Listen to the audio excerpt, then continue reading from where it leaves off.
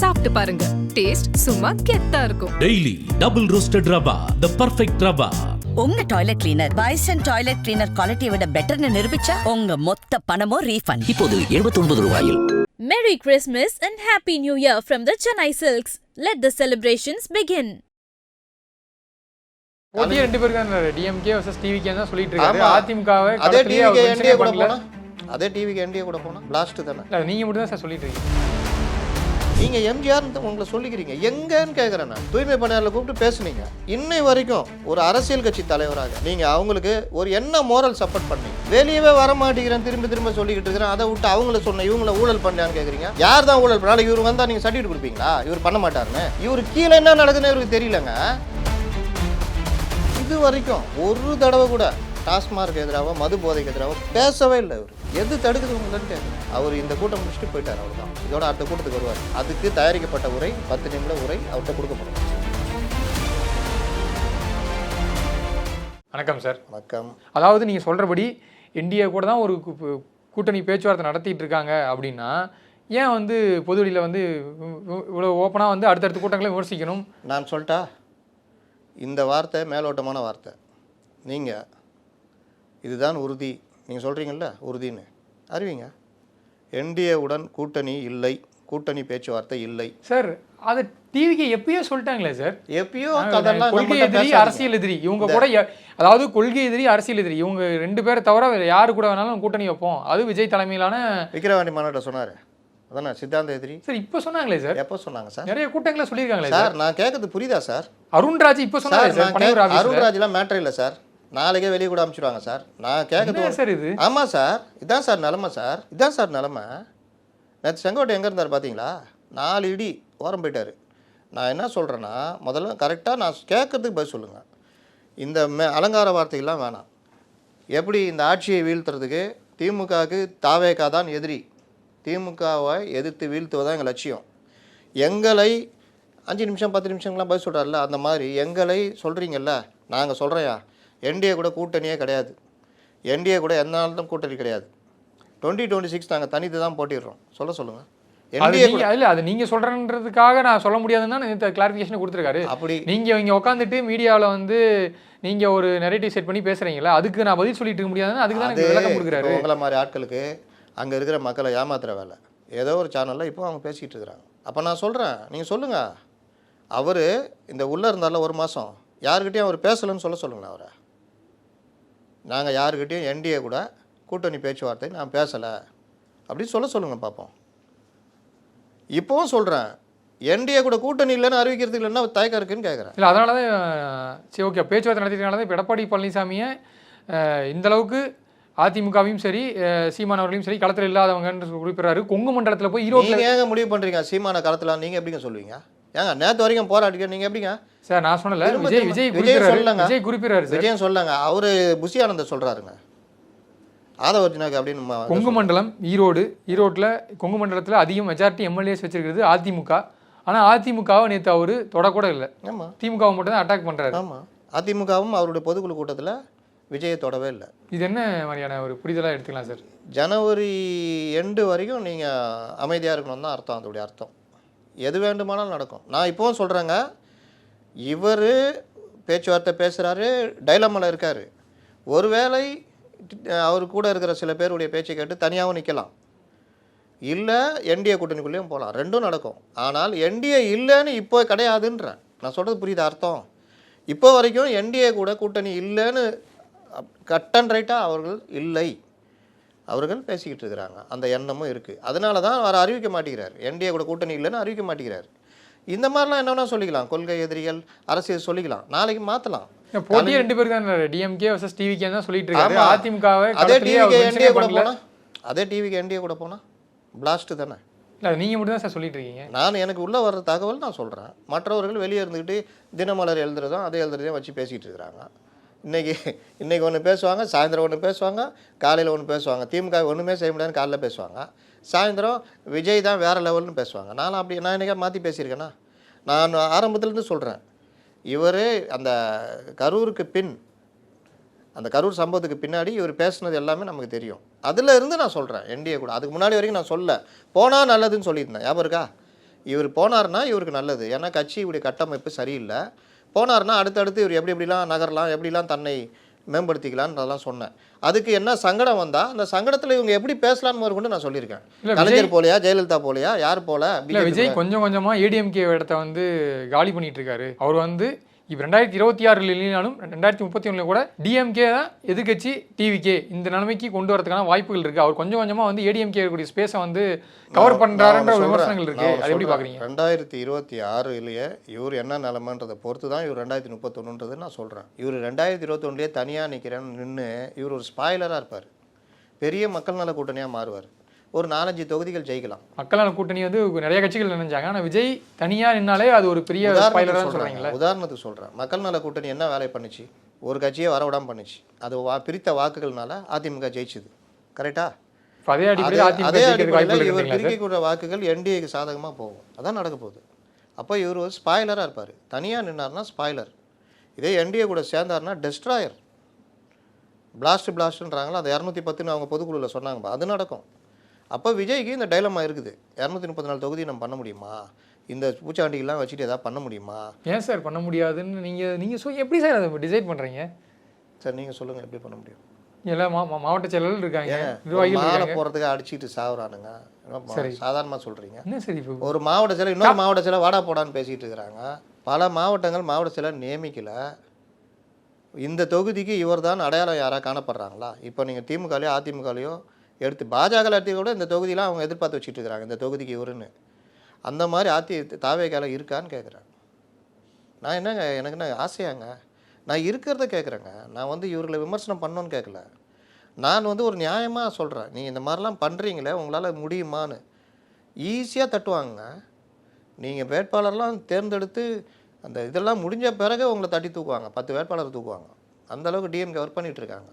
திமுகவுடைய இன்ஃப்ராஸ்ட்ரக்சரே தெரியாமல் வெற்று சவால் விட்டுக்கிட்டு இருக்கிறீங்கன்றேன். உங்களுடைய உயரம் உங்களுக்கு தெரிஞ்சது என்னைக்குன்னா கரூர் சம்பவத்தில் ஒரே நைட்டில் அடிச்சு காலி பண்ணாங்க. ஓடி ஒளிஞ்சிங்க. உங்களுக்கு அதிமுகவும் பாஜகவும் அன்றைக்கி துணை நிற்கலைன்னா நீங்கள் தலை எடுத்துருக்க முடியாது. இது அன்றைக்கி தமிழகம் பார்த்துச்சு. சட்டசபையில் முதல்வர் பேசுகிறாருங்க, உங்கள் மேலே குற்றச்சாட்டு வைக்கிறாரு. பதில் சொல்ல உங்களுக்கு தைரியம் இல்லை. ஒரு அறிக்கை விடுறதுக்கு ஒரு தலைவர் இல்லை. பொதுச் செயலாளர் ஓடி ஒளிந்த ஒரே கட்சினா இந்த கட்சி தான். தலைவர் வீட்டில் உட்காந்துக்கிட்டு வீடியோ போட்டார் 4 நாள் பொறுத்து. ஆனால் முதல்வர் கண்டித்ததுக்கு ஒரு அறிக்கை விடலை. அதைப்பட்ட அந்த மாதிரி கட்சி உங்களுக்கு இவர்கள் எல்லாம் துணை நின்ற பிறகு தான் உங்களால் கொஞ்சமாவது மூச்சு விட முடிஞ்சுது. உங்களுக்காக அவங்க சண்டை போட்டாங்க, சட்டசபையிலையும் சரி பொதுமக்கள் மத்தியிலையும் சரி. என்னையா தப்பு பண்ணார் அவர் மேலே என்ன தப்பு சொல்கிறேன்? உங்களுக்கு பொறுப்பு இல்லையா? க்ரௌடு மேனேஜ்மெண்ட்னா தெரியாதான்னு அண்ணாமலை கேட்டார். ஓகே சார், இப்போ விஜய் தொடர்ச்சியாக வந்து இது யதார்த்தங்க. நான் சொல்றது அரசியல் எதிரையும் விமர்சிக்கிறாரு. நீங்கள் சொன்னீங்க ஏடிஎம்கே பொதுக்குழு கூட விஜய் பற்றி எதுவும் பேசலைன்றீங்க. ஒரு எடப்பாடி பழனிசாமி இந்த மனநிலையில் இருக்காரு. அவரோட நம்ம கூட விஜய் வந்தால் நம்ம வந்து ஆட்சியை பிடிக்கலாம் மனநிலையில். ஆமாம், பிஜேபி இருக்குது, எடப்பாடி பழனிசாமி இருக்காரு, எல்லாரும் இருக்காங்க. அதனால தான் திட்ட மாட்டேங்கிறாங்க. அதனால தான் நம்ம விமர்சனத்தை சாஃப்டாக வை, அவர் அடிக்காதீங்க, வருவார், நம்மக்கிட்ட பேச்சுவார்த்தை போய்கிட்டு இருக்குது. அதனால தான் கம்முன்னு இருக்காங்க. என்னை கேட்டால் செங்கோட்டையை அமிச்சது ஸ்லீப்பர் செல்லுன்றேன் நான். ஏன் சொல்கிறீங்க? ஆமாம், இவர் ஏடிஎம்கில் இருக்கும் போதே என்னை இயக்கியவர்கள் அவர்கள் சொல்படி தான் நான் இயங்கினேன்னு பேட்டி கொடுத்தாரு. அவருக்கா ஏடிஎம்கில் இருக்கும் போதே? ஏடிஎம்கில் உங்களை ஒரு தலைவராக வச்சு இருக்கும் போதே எப்படின்னா, இது ஒரு சின்ன கட்சி, இவர் சொல்கிற மாதிரி பால்வாடி கட்சி. அந்த கட்சியில் நீங்கள் போய் ஜாயின் பண்ணுறீங்கன்னா, இவர் டிஎம்கேல பேசும்பொழுதே இவருக்கு விடுக்கப்பட்ட மிரட்டல் என்னென்னா ஒழுங்காக தாவேகால போய் சேருன்னு. அதை தான் போய் சேர்ந்தது அவர். இல்லாட்டி டிஎம்கே போயிட்டுருப்பார். காலையில் 8 மணிக்கு கேமராமேன் கழுத்தில் காலை வச்சார், ஞாபகம் இருக்கா? ஞாபகம் இல்லையா? நைஸாக வெளியே வந்து அப்படி காலை வைக்கும் போது ஐயோ அப்படின்னு சவுண்டு. யார் அது? நாங்கள் தான் சார், கேமராமேன் 10 கிடக்குறோம். எதுக்கியா? உங்களை கண்காணிச்சிக்கிட்டு இருக்கிறோம் சார். சரிப்பா, அப்படியே கண்காணிச்சிட்டே இருங்க, நான் அந்த ஒரு ரவுண்டு போயிட்டு வரேன்னு போனார். கூடயே போனாங்க. அப்படியே சுற்றிட்டு மறுபடியும் வீட்டுக்கு வந்துட்டார். அதுக்கு அப்போ அது நடந்தது என்ன? யாருக்கிட்ட பேச போனார்? அதெல்லாம் ஒரு $1 மில்லியன். ஏடிஎம்கேலேருந்து சரி, மாற்று கட்சிகள்லேருந்து நிறைய பேர் என்ன காத்திருக்காங்க. சரி, அது விஜய் இதே செங்கோட்டையை ஒரு வாரத்துக்கு முன்னாடி தான் பேட்டி கொடுத்தாரு. மாற்று கட்சியிலேருந்து குறிப்பாக முன்னாள் அமைச்சர்கள் அதிமுகலேருந்துலாம் வருவாங்க. அவங்க பேர் சொன்னால் அவங்கள ஹவுஸ் அரெஸ்ட் பண்ணுவாங்க. நீங்கள் பாருங்கள், ஈரோடு கூட்டம் பெரும் திருப்பு முனையாக அமையும். அவர் பேசுகிறது வரலாற்று இந்தியாவே திரும்பி பார்க்கும் விதமாக அந்த கூட்டம் அமையும். அவர் பாருங்கள் அப்படி உரையாற்றுவார். இந்த மாதிரி பல விஷயங்கள் சொன்னாரா? ஏதாவது நடந்ததா? ஏங்க யாருமே வரல அன்றைக்கி. அதுக்கப்புறம் விஜய் விட்டு சொல்ல விட்டாங்க, இனி வருவார்கள் பார்த்துக்கலாம் அப்படின்னு. எனக்கு தெரியும் யார் யார் இவங்க ட்ரை பண்ணாங்க, யார் யார் கடைசி டைமில் காலை வாரினாங்க, யார் யார் பேக் அடித்தாங்கன்னு தெரியும். வரலாம்ல இப்போ இந்த இந்த நாளையில கை கூடல வரலாம். நீங்கள் சொன்னது ஈரோடு கூட்டத்தில் வருவாங்க, நான் இப்போ பேரை சொன்னேன்னா வீட்டில் வச்சு பூட்டிடுவாங்க, ஹவுஸ் அரெஸ்ட் பண்ணுவாங்க, முதற்கொண்டு சொன்னீங்க. ஏன் வரலன்னு கேட்குறேன். இதாங்க அரசியல். கொஞ்சம் மாற்று சிந்தனை இருக்கும். அது போகிறான்னு தெரிஞ்சால் அவனையும் கவர் பண்ணுவாங்க. ஒரு பெரிய மனிதர், முன்னாள் மத்திய அமைச்சர், அவர் போகிறாரு, அப்போவே ரொம்ப ட்ரை பண்ணார். நம்ம ஓசன் படம்லாம் வளர்க்கும் போல் விடலை. அதை தெரிந்து அவருக்கு ஒரு விருது கொடுத்து அவர் ஆப் பண்ணி உட்கார வச்சாங்க. இதுதான் அரசியல். இந்த அரசியலில் இவர்கள் உண்மையிலே நம்ம சேகர் பாபு சொல்கிற மாதிரி பால்வாடி கட்சி. இவர்கள் தூக்கிட்டு வரதெல்லாம் இந்த படத்தில் சொல்லணும், இந்த கர்மாந்தத்தை தான் நைட்டு ஃபுல்லாக உட்காந்து ஒட்டி இந்தியான்னு, அந்த மாதிரி தான் பெரிய பெரிய விஷயம் நினச்சி இவங்க தூக்கிட்டு வரதெல்லாம் காமெடி பீஸாக மாறுது. ஆனால் ஒரு பாண்டிச்சேரிக்கு போகிறார். ஆனால் ஒரு அச்சம் இருக்குல்ல சார், பிரதான கட்சிகளான அதிமுக திமுக அது இருக்கு, ரெண்டு பேருமே தாவேக்காவை பார்த்து ஒரு அச்சம் இருக்கு. அது இருக்குங்க. ஏன் இருக்குன்னா இவருக்கு பின்னாடி இருக்கிற அந்த திரளான ரசிகர்கள் கூட்டம், மாற்றத்தை விரும்புகின்ற ஒரு இளைய தலைமுறை இருக்குல்ல, அந்த வாக்குகள் விஜய்க்கு. மாற்றத்தை இளைய தலைமுறை மட்டும் இல்லை, எல்லா கேட்டகரியிலும் வந்து இப்போ ஒரு கூட்டத்தில் கலந்துக்க ஆரம்பிக்கிறாங்களே சார். இப்போ வயசானவங்களாம் பேசுகிறாங்களே சார், பெண்கள் வராங்க, பெண்கள் ஓட்டு. சில இது எத்தனை வயசானாலும் ஒன்றும் மாறாது, அதெல்லாம் நம்ம ஒன்றும் பண்ண முடியாது. அதை விட்டுருங்க. நான் சொல்ல வர்றது, நீங்கள் ரொம்ப என்கிட்ட அப்படியே கேட்குறீங்க, நாளைக்கு அப்போ முதலமைச்சர் ஆவாரா சார் விஜய் அப்படின்னு கேட்டு அந்த பதிலும் வாங்கலான்னு பார்க்குறீங்க. சத்தியமாக ஆக முடியாது. ஏன்னா அதற்கு குறிப்பிட்ட பர்சன்டேஜ் ஓட்டு இருக்கணும். இன்றைக்கி இருக்கிற அரசியல் சூழ்நிலையில் தமிழகத்தில் தனித்து நின்று எந்த கட்சியும் ஆட்சியை பிடிக்க முடியாது. அந்த காலம்லாம் முடிஞ்சு போச்சு. எந்த காலத்துலையும் இருந்ததில்லை. 67லேயே கூட்டணி தான், 77லேயும் கூட்டணி தான், எல்லா காலத்துலேயும் கூட்டணின்றது தான் ஓரளவுக்கு தீர்மானிக்கும். அப்போது நீங்கள் தனித்து தான் அப்படின்னு நீங்களே யாரையும் கூப்பிட்டு பார்க்குறீங்க. லாஸ்ட்டில் டிடிவி தினகரன் வரைக்கும் ட்ரை பண்ணுறீங்க, அவர் வரமாட்டேங்கிறாரு, அவருக்கும் அதை வச்சு டெவலப் பண்ணிகிட்ருக்காரு. அப்போது தனித்து நின்னால் நீங்கள் என்ன அளவுக்கு வாக்கு வாங்குவீங்க? கடைசியாக வானிலை அறிக்கை தங்கம் விலை நிலவரம் மாதிரி நம்ம இவர் ஆதவர்ஜுனா சொன்னது 27%. அந்த 27% வச்சுக்கிட்டா கூட அது வெற்றியை தீர்மானிக்காது.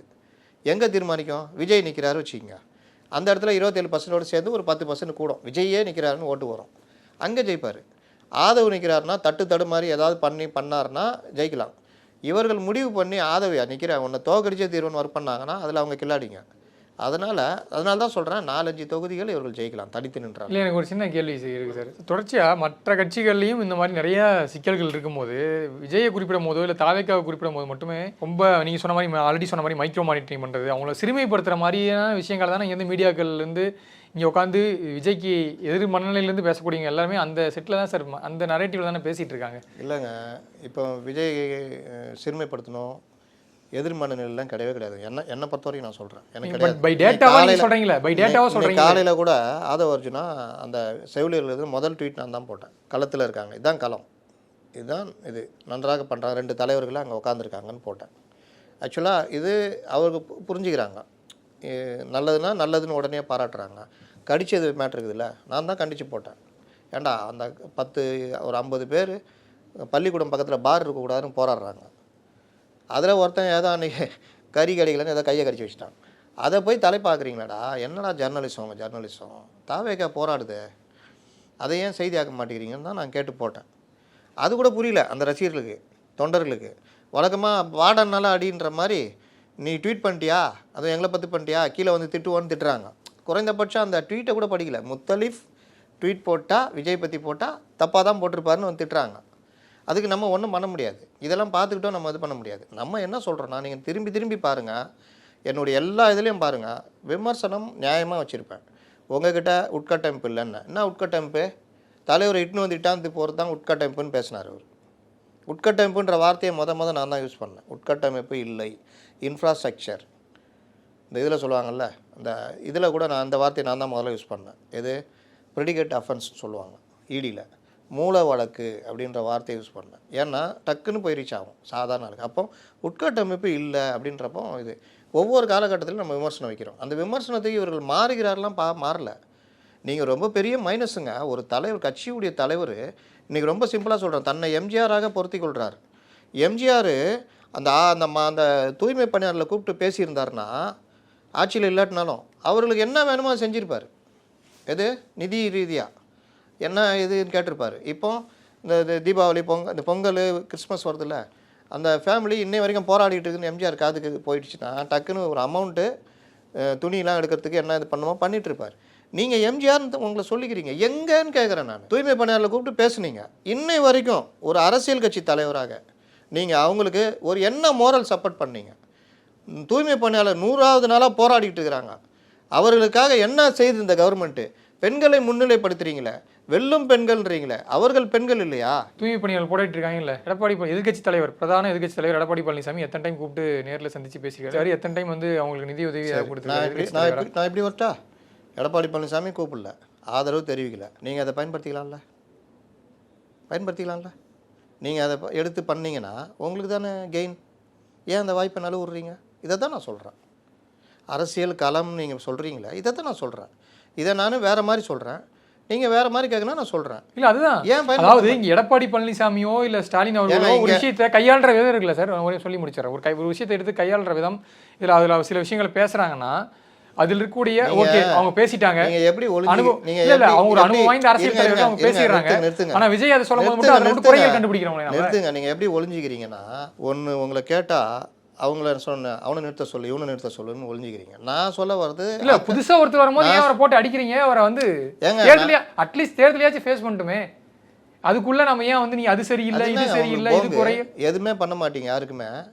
இந்த ரெண்டு கட்சியும் எவ்வளோ பண்ணியிருக்காங்க, இன்றைக்கும் பண்ணிட்டு இருக்காங்க, இன்னைக்கு மக்களோட நிற்கிறாங்க. அவங்க மேலே 1000 விமர்சனங்கள் இருக்குது. ரெண்டு கட்சிகளை ஒப்பிட்டிங்கன்னா நான் அந்த ரெண்டு கட்சிகளை பற்றி சொல்கிறேன். அவர்கள் மேலே 1000 விமர்சனங்கள், ஊழல் குற்றச்சாட்டு எது இருந்தாலும் அவர்கள் காலங்களில் பல்வேறு விஷயங்கள் இந்த மக்களுக்காக பண்ணியிருக்காங்க. கொரோனாவில் இந்த ரெண்டு கட்சியும் நின்ன மாதிரி கிடையாதுங்க. ஒரு மாவட்ட செயலாளர் செத்து போயிட்டாங்க. சாதாரண காலத்துலேயே வெளியே வர மாட்டேங்கிறீங்க. ஏங்க கொரோனாவில் அவன் ரோட்டில் நின்னாங்க. ஜே அன்பழகன் ஒரு மாவட்ட செயலர் இருந்தால் மந்திரியாக இருக்க வேண்டிய ஆள் செத்து போயிட்டாங்க. அதிமுகலையும் அந்த மாதிரி தான். வெளியவே வர மாட்டேங்கிறேன், திரும்ப சொல்லிக்கிட்டு இருக்கிறேன். அதை விட்டு அவங்கள சொன்ன இவங்கள ஊழல் பண்ணலான்னு கேட்குறீங்க. யார் தான் ஊழல் பண்ணாலும் இவர் வந்தால் நீங்கள் சர்டிஃபிகேட் கொடுப்பீங்களா? இவர் பண்ண மாட்டாருன்னு. இவர் கீழே என்ன நடக்குதுன்னு இவருக்கு தெரியலங்க. கட்சி நியமனத்திலே என்ன பிரச்சனை வரும்பொழுதே நியமனத்தில் பிரச்சனை வருதுங்க. நம்மளாம் சொல்கிறோம், அவன் நிர்வாகி சொல்கிறான் 15 லட்சம் வாங்கிட்டு போடுறான், 10 லட்சம் வாங்கிட்டு போடுறான்னு சொல்கிறான். சாதாரணமாக ஜாலியாக பேசுகிற நீ சீரியஸாக பேச வைக்கிறீங்க. ஒரு பையன் செத்து போயிட்டாங்க, செவரடி விழுந்து. உடனே இந்த மாவட்ட செயலை போய் பாரு, ஒரு அறிக்கை விடுங்க. பள்ளி கல்வித்துறை உங்களுக்கு நேரடியாக அடிக்கலாங்க. கண்டிஷனை ஃபாலோ பண்ணுங்கன்னு போய் அழுதாரில்ல, கண்டிஷனை ஃபாலோ பண்ணிங்களான்னு கேட்கலாம். லட்டு மாதிரி மேட்ரு கிடைக்குதுங்க. இன்றைக்கி நான் கேட்குறேன், இன்றைக்கி குடும்ப வன்முறை ஒவ்வொரு குடும்பத்துலேயுமே மதுவால் பாதிக்கப்படுறவங்க இருக்கிறாங்களா இல்லையா? ஒரு மனைவி கணவனை கொண்டுட்டாங்க. அவள் கல்யாணம் கட்டு வரும்போது இவனை கொல்லணும் நான் வந்திருப்பா, 2 குழந்தை பெற்ற போது இவனை கொல்லணும் நான் நினச்சிருப்பா. குடும்ப வன்முறை அந்த அளவுக்கு மது சீரழியுது. போதை எந்த காலத்தில் இல்லாத அளவுக்கு கஞ்சாவும் மெத்தப்பட்டையும் சாதாரணமாக கிடைக்குது. இன்னொன்று, இவர் பார்த்தீங்கன்னா இது வரைக்கும் ஒரு தடவை கூட டாஸ்மார்க் எதிராக மது போதைக்கு எதிராக பேசவே இல்லை. இவர் எது தடுக்குது உங்களன்னு கேட்குறேன். நானே போடுறேன். நான் இவர்கிட்ட இது எதிர்பார்க்கலாம். டாஸ்மார்க் எதிராக ஏன் சொல்லுமா சொல்கிறேன், டாஸ்மார்க் எதிராக பேசி குடும்ப வன்முறை ஒவ்வொரு குடும்பம் பாதிக்கப்படுது. நீ 1000 ரூபா கொடுத்து என்னையா இருக்குது? 400 ரூபா குடிக்கிறான் ஒரு நாளைக்கு. மாதம் 12,000 ரூபா ஒரு குடும்பத்துலேருந்து காசு போதியா? வீணாக போதியா? இந்த மாதிரிலாம் பண்ணுறீங்களேன்னு கேட்டால் என் குழந்தைங்க நண்பிகள் இன்றைக்கி இது இளம் தலைமுறையினர் 8% மது போதையில் இருந்தவன் இன்றைக்கி 16% இருக்கிறான். இதெல்லாம் இந்த ஆட்சியுடைய சீரழிவு. நான் வந்தால் இதெல்லாம் மாற்றுவேன்னு சொல்கிறது ஏன் வரமாட்டேங்குதுன்னு கேட்குறேன். ஏன்னா இவர்கள் பண்ணுறது எலைட் பாலிடிக்ஸ். இவர்களுக்கு கிரவுண்ட் லெவல் பாலிடிக்ஸ் மேலே அக்கறை இல்லை. சாதாரண அரசியல்வாதி மாதிரி வந்தீங்கன்னா கூட ஒரு 4 இடத்துல நீங்கள் தடுமாறுவீங்க, எதாவது கேட்பான். அதெல்லாம் தடுமாறுனீங்கன்னா அது என்னான்னு தேட ஆரம்பிப்பீங்க. இன்றைக்கி உங்கள்கிட்ட தேடலே இல்லை, எனக்கு நேரமே இல்லைன்றீங்க. நீங்கள் சொல்லுங்கள், அவர் இந்த கூட்டம் முடிச்சுட்டு போயிட்டார், அவ்வளோதான். இதோட அடுத்த கூட்டத்துக்கு வருவார். அதுக்கு தயாரிக்கப்பட்ட உரை 10 நிமிட உரை அவர்கிட்ட கொடுக்கப்படும். முன்னையாவது மனப்பாடம் பண்ணார், இப்போ படிக்க ஆரம்பிச்சிட்டார், அவ்வளோதான். இவ்வளோ தான் அவருடைய அரசியலும் சுருங்கி போயிருக்குது. இதில் ஆசை மட்டும் இருக்குது. ஏன் இருக்குன்னா ஒன்று தெரிஞ்சுக்கங்க, முன்னாடி வர்ற கூட்டம்லாம் ஓட்டு போடும் அது பத்தாது. அதை தாண்டி அரசியல் இருக்குது. தேர்தல் அரசியல் அதையும் தாண்டினது. ஒரு சின்ன கரூர் சம்பவத்தில் திமுக யாருன்னு காமிச்சிட்டாங்க, தேர்தலில் காமிப்பாங்க. அதுக்கு தான் சொல்கிறேன், திரும்ப சொல்கிறேன், இது ஒரு ட்ரைனிங்கு. இந்த ட்ரைனிங்கை நீங்கள் அங்கே போய் என்டிஏல போனால் எடுக்கலாம். 45 நின்னீங்கன்னா 40 ஜெயிக்கலாம். 40 ஜெயிச்சா எடுத்தோன்னே எதிர்கட்சி தலைவர் கொள்கை எதிரின்னு சொல்லிட்டாங்களே. சரி, மண்ணாங்கட்டி எதிரி. கலைஞர் போல, கலைஞரை விடவா, ஜெயலலிதா போல அவங்க அரசியல் வாழ்வு அதோட அழிஞ்சா போச்சு. அப்படி போகிறதா இருந்தால் சொல்லுங்கள், நீங்கள் என்ன பேசணும், நான் எழுதுறேன். கண்டிப்பாக பொறுத்திருந்து பார்க்கலாம் சார். 2026 இன்னும் தேர்தல் நெருங்கி வரப்போகுது. இன்னும் 100 நாளுக்குள்ளே தான் இருக்குது அனௌன்ஸ்மெண்ட் வரதுக்கு. கண்டிப்பாக பொறுத்திருந்து பார்க்கலாம். நேரம் ஒதுக்கி நிறைய தகவல் பார்த்துட்டீங்க. நேரத்துக்கு நன்றி சார். நன்றி. சாப்பிட்டு பாருங்க, டேஸ்ட் சும்மா கெத்தா இருக்கும். Daily double roasted rava, the perfect rava. உங்க toilet cleaner Bison toilet cleaner குவாலிட்டியை விட பெட்டர்னு நிரூபிச்சா உங்க மொத்த பணமும் ரீஃபண்ட். இப்போது 79 ரூபாயில். Merry Christmas and Happy New Year from the Chennai Silks. Let the celebrations begin.